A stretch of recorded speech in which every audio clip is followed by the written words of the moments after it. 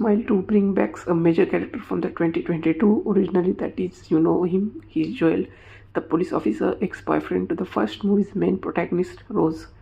As Smile ends with Joe witnessing Rose's death to the curse, he must now pass it by having another witness his death. While his chosen target for such is a duo of drug-dealing brothers, unfortunately, the intended witnesses to his death are killed in a shootout, and the original plan is backed out, throwing his original plan out of the window. That is, evading another group of criminals, Joel was ultimately hit by an oncoming pickup truck. You know, sometimes the people are just hit by pickup truck anywhere out of nowhere, actually leading to his death and passing the curse on to Lewis. That is another character in this film. Switching focus to the New York City, Smile 2 introduces its protagonist, that is Sky Riley. The Grammy-winning pop star is preparing for her comeback tour after struggling with a lot of drug abuse, drug use, and her car crash that killed her actor boyfriend, Mr. Paul Hudson. While Sky lives under the watchful supervision of her mother, manager Elizabeth, and assistant Joshua, she still sneaks away to buy Vicodin from her Levin to treat her back pain. Upon arrival, Levin is clearly in a manic state uh, due to Smile entity's influence that we have seen in first movie too. It is a contagious disease of some kind or curse, whatever. After some time, Liz delivers the franchise iconic terrifying smile that we have seen many times before killing herself with a wet plate that is so gross, and thus the curse passes to global superstar Sky Riley. Due to her fame and fear of the PR disaster that would emerge from her presence at the death of a drug dealer, she just flees away the scene and doesn't contact the police. I mean, she should have. Having become the host to the monstrous entity, Sky now begins hallucinating and seeing people creepily smiling at her, promoting a decline in her mental health, as we have seen this with Rose in the first part. If you remember that, man, it was terrifying in the first part, really. For one, the pop star holds a meet and greet where she sees a young fangirl smiling at her, and she is grabbed by the terrifyingly obsessed fan Alfredo. Fast forward now, the scene takes to the apartment where we see Sky.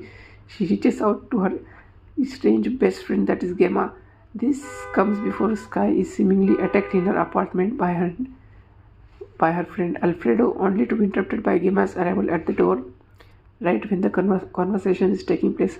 These hallucinations only continue when Sky sees Gemma smiling at her in the bed, and she injures herself during the rehearsal, and after catching a vision of the deceased Paul Hudson, and enters her dressing room to find it trashed.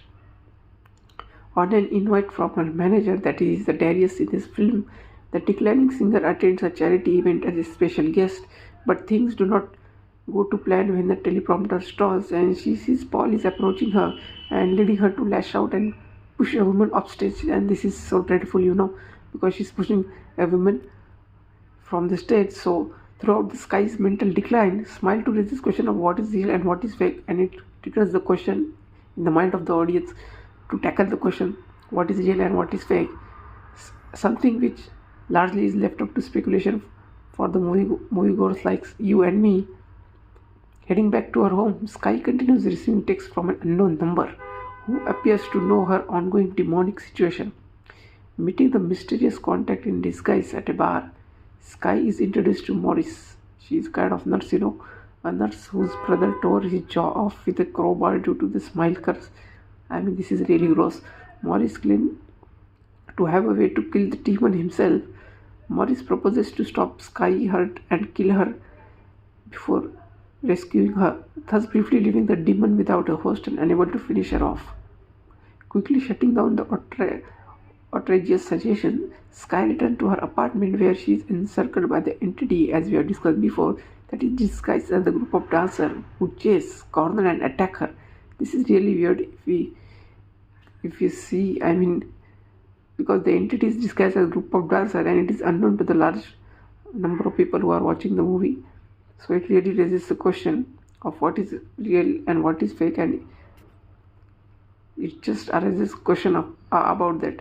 After blacking out, Sky flashes back to the night of her car accident and Paul Hudson's tragic death as she remembers. because it happened, and the couple are both high on cocaine. I mean, they are on drugs. So, what we can say, when an argument breaks out between them, letting the sky to grab the wheel and steal them off the road. And this is not the best thing you should do at that time if you are really high. Awaking from the crash, Sky finds herself injured in the destroyed car with Paul's corpse behind her. This is really dreadful if someone's dead body is just lying behind you. I mean, it's really horrible to think. Beginning the climax of Smile 2, Sky wakes up in a wellness retreat with her mother, that is Elizabeth, as we have discussed earlier. The mother-daughter moment takes a twisted turn when the Elizabeth punches a mirror and repeatedly stabs herself with a shadow glass.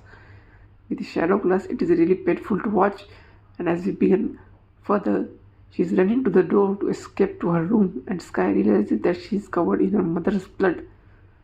That is whole red. You can see the red color or the red blood is just lying all over her and the floor itself, seemingly indicating that she had killed Elizabeth under the influence of Smile entity, as we have discussed and witnessed it also in the film number 1. That curse is really horrible. As those at the wellness retreat became aware of what Sky had seemingly done, she grabbed a guard's gun to escape. Outside, she meets Gemma, her old friend, with whom she steals a vehicle at gunpoint and prepares to meet Morris to kill the entity which is responsible for all this kind of weird stuff. But while in the car, when she was driving, she receives a call from Gemma, and her first real call from her estranged best friend, Smile 2, reveals she was never there and the entity has been posing as Gemma for the entire movie. So this is the plot twist. I mean, here we get that the Gemma that is trying to appear in the movie in the first half, and which is now revealed that she was not a friend of her and she is the entity himself. Eventually, Sky meets Morris at an abandoned Pizza Hut where they go to the walk-in freezer, and the code of the freezer is intended to prevent brain damage, allowing more time to kill and resuscitate Sky. However, as Morris leaves the freezer, the entity appears disguised as Sky on the night of the accident itself. Man, this is really twisted. Now some of the twists are really cutting me off. The two enters a brutal fight before Sky injects herself with a syringe intended to stop her heart. That said, that isn't enough to stop the demon, as it becomes clear that this is also a hallucination, and Sky is now on stage at the tour's first show. This is really weird because she is just hallucinating everything. Amongst the crowd are Darius, Joshua, and her mother Elizabeth. They are confirming that Sky's mother's death was similarly just another demonic ruse to torment her. On stage in front of thousands of people, Sky begins to choke as the demon gruesomely enters her body. Right there we can see that, and leading her to finally stand up, smile, and bash her head in it with a microphone in the act of suicide, and thus the smile curse passes on, as we have seen in the film number 1. That the psychiatrist Rose also get the smile curse passed on herself, and at last she get killed. So perhaps this is the worst of all, and similarly here also the same smile curse passes on, and perhaps to an entire audience full of Sky Riley fans. And to be honest, the movie was not that good. I mean, comparing to the first part really felt supernatural. It was good psychological thriller film, I may say that. And the second part I felt really a bit weird, a bit off compared to the first part, but nonetheless it is a one-time watchable film and it was nice. I mean, but compared to first part, it felt below the par. Maybe, I don't know, but first part just felt very good. Story-wise, script-wise, acting-wise, it was just very good, and it was also a major box office hit. Let us see what, I think Smile 2 crossed around $120 million worldwide, so it is also a hit film. But the tension, the surrounding the event, the aura that felt during the watching of the first film just gave me anxiety. It was really good and gripping, thrilling story. Cannot say same to this part 2 of the Smile, but it was nonetheless a good watch, and you can watch the movie one time, sure. Let us see what really happened to Morris, and spoiler warning ahead. Peter Jacobson's Morris is newly introduced, as we can see, to this genre, to this film itself, and many are left wondering if he was even real in that first place or not. Morris, who has been mysteriously texting Sky throughout the movie, is shown in first part and introduced in a person following the superstar's disastrous fit on stage at a big charity gala. She goes to meet him in a person in hope that if he can help her or not. But later we note that Jacobson character tells Sky that he knows about the smiling demon and it took his brother, so he also tells her that he knows how to kill it, but he will need to kill her first.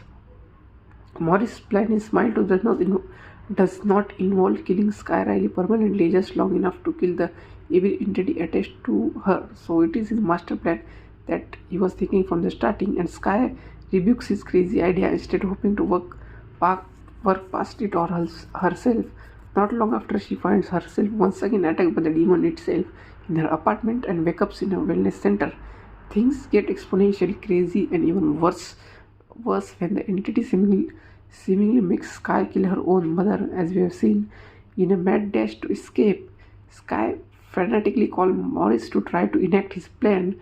At that time, she realizes because and they eventually meet up at an abandoned Pizza Hut where Morris explains his crafty idea. Just as they are about to do it, Morris declares he needs to grab something from the other room. Something feels off right here, as we can sense as the audience itself, because we are watching the movie right at the time. The smiling demon takes this moment to attack Sky and shattered her reality. None of this was real. The entity has been in control the whole time. Sky finds herself back on the stage and she was performing a live show with her mother. And she's still alive in the audience. I mean, it does not take long for the demon to take over and brutally kill Sky Riley in front of the entire audience. While Sky reality was destroyed, so was the audience, as the film leaves many questions unanswered. A major question arises here is true that is the character of the Morris was really Smile 2 or not? The clear and concise answer, if we think about that, there is no definitive statement we can give on the existence of the character of Morris. But it is likely, however, that he as a person is real. The text from the Morris began pretty early in the horror blockbuster and even led to Sky meeting him in a public place. While no one else directly addresses him, it seems like he was there. You can see that. But his story and knowledge of the situation also play into his favor. The last thing the demon would want to do is to help inform the victim. It's try to mentally break her. Furthermore, if you think that it would be strange for the entity to start giving the legitimate tips to his victims to help them destroy it, it's really unusual idea. Why would they even do it? However, once she leaves the bar, that is likely the last time we as an audience see any version of Morris that would be real. While it is not outright confirmed when the reality break occurs, it is likely that she seemingly get possessed in her apartment that night. Everything in the wellness center and afterward cannot be trusted by Sky or the audience themselves. This means that we have the pizza scene. The Morris meeting with Sky at her Pizza Hut was not real. If you think about that in that second perspective, nor was he when she was frantically calling me just before. Plotting a return for Peter Jacobson Morris in a hypothetical Smile 3 would be smart move on a narrative level. But you know that chances and probability of him returning would be very less, and it would not only confirm his overall existence but the shadow of the doubt that give audience some to the root for who can stand a chance against the smiling demon himself. Viewers can see now multiple people the entity's cruel tactics, so it would be nice for the story to let the character break the cycle instead of remaining stuck in it.